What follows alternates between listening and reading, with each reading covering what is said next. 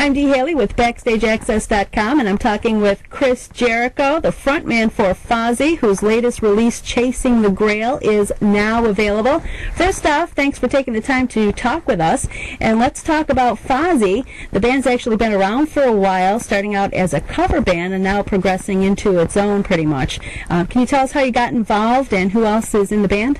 Well, I mean, yeah, most bands kind of start out as cover bands, just that we were actually signed to a record deal as a cover band by Johnny Z, the guy who signed Metallica and Anthrax back in the early 80s. So, yeah, it was just one of those strange, because Chris from the WWE and Rich from Stuck Mojo had formed a band, and it was kind of like because of the guys that were in the band, there was like this crazy bidding war for us, and we were just playing covers at the time. So, but like any self-respecting musicians, we were offered money to do something, and we did it. So that was back in 1999, and the first two records we did were with mostly covers, and some of it sprinkled in. And then we just decided, like, listen, you know, we're having a great time playing together. We enjoy being together as a band, and we have some great musicians and great songwriters, so doing our own thing, and that's what we've been doing the last couple of records. So it's been going great, especially with Chasing the Grail. We're getting some awesome reviews. It's been the best-selling record of our career, and definitely the most critically lauded record of our careers as of now. So things have been going great. It's a good time to be in the band. That's awesome. Now, how did you get hooked up with Riot Entertainment? Aren't they out of Australia? Yeah, well, our last record, All That Remains, was released on Riot in Australia. And per capita, it was our best-selling territory, you know, like for the ratio of the amount of people in Australia and all that stuff. We really enjoyed and thought that Riot did a great job of putting it better than any other companies that we work with. So when they wanted to get to, you know, doing a worldwide release, we jumped at the chance to work with them, and it's been great. They've been doing a great job, and you know, it's not easy to put a record nowadays with the way things are and the way, you know, the music business is, but they've done a tremendous job and have been very satisfied and very happy with what they've been doing. Now, you used to have your own label. I think it was Ash Records. Well, what happened was our first records were on Megaforce, and we really, at the end of the Happenstance tour, we decided that we wanted to try maybe, you know, we kind of were, I'm not going to say we got ripped off, we were kind of sick of living underneath the record company system. So we just decided, well, listen, I'll just open my own record company and eliminate the middleman. The problem was the distribution company that we used completely ripped us off to like 6 figures. So our big, you know, way to kind of get out of the craziness was even compounded even more so. So that's when we had the chance to go with Riot. We did that. So Ash Records is still kind of dormant right now. Matt, do you have any plans to do anything with it in the future? Maybe anything with other bands? Yeah, you know, like I said, it's a very the music business is very strange right now, and I haven't really thought about, you know, trying to sign other bands or anything like that. So, like I said, it was a good way to get All That Remains released. But now that we're with Riot, I just kind of concentrate on staying with them and making you know, Fozzy kind of Riot's house band and doing the best we can do worldwide with Riot leading the charge. Now, let's get into the Chasing the Grail a little bit. Martyr No More was actually a theme for the Royal Rumble, WWE's Royal Rumble at the beginning of the year. And you've had a couple songs that have been involved with the wrestling side of things. How do you feel about those two worlds colliding?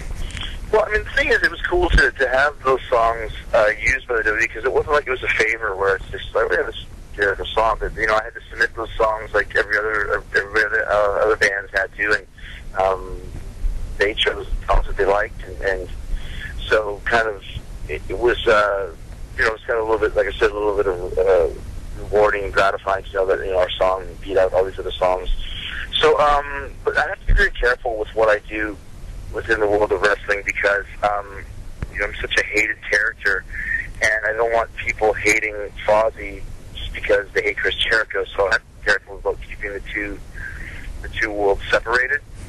Understood. And I think people at this point pretty much understand that, you know, Fozzy is an entity unto its own, and it's not a wrestling project. It's not, you know, a wrestling band or that. It's a band that the singer happens to be a big deal. You know, Bruce Dickinson happens to be a pilot, but it doesn't mean that they sing about airlines all the time. Right. Now, I had read that a while ago you actually changed your persona. You weren't planning on staying with the band. And Mongoose McQueen, how did you come up with that, and what made you go back to Chris Jericho? Well, like when we first signed the record deal to be a cover band, it was just seemed so boring. And so we kind of took the whole backstory and did like a Blues Brothers, kind of a traveling Wilburys type thing where there was a kind of a storyline. And we all had different monikers and different names, and that worked out really good. I mean, we did a mockumentary for MTV that was really successful, and so when, like I said, when the first record came out, that was kind of where we were, and it's more of a creative, entertaining type thing. And then when that ran its course, they said, okay, so we can either break up, or we can continue playing, or we can kind of strip away everything and take off our makeup, so to speak, and just go with our own stuff. And that's the way that we did it, and that's the way that, like I said, it really has been working out great. So there was no need to continue as Mongoose McQueen after the whole storyline thing was done. It was a fun thing at the time, and then it was time to move on to the next stage of the band. That's kind of how it went. That's pretty neat. Now, I actually had the pleasure of reviewing Chasing the Grail, and I really liked it. I thought it was a lot of fun, and I loved the way that, it had melodies, it had harmonies, and I thought your vocals were nice and crisp and clean. And there was a VH1 special, it was a while ago, and you had made mention that Cookie Monster vocals have replaced harmonies and melodies, and the tattoos replaced the long hair, and I couldn't agree more. So I was wondering if you could tell us a little bit of what you think about the music scene today.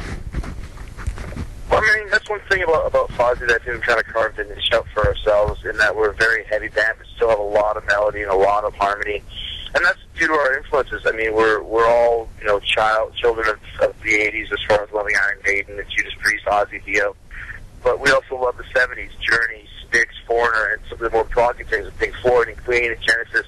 We love the Beatles, and then of course Rick Ford, the guitar player of Stuck Mojo, and all the great riffs that he's done from the '90s and to now.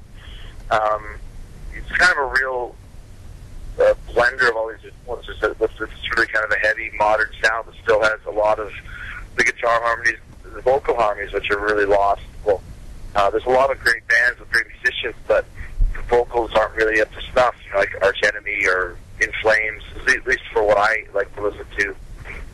So with the 7 folks, they actually have a great singer that actually sings. So to me, I think, being in the band and having all this sense of melody really does put us in a different place, especially in this day and age. I think it's one of the reasons why this record especially has really taken off and been very successful, because it is almost something that you don't really hear a lot of at this point.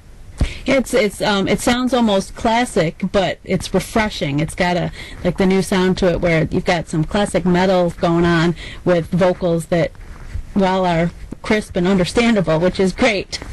Instead of yeah, exactly. Like I said, so that gives us a little bit of an edge in this musical climate.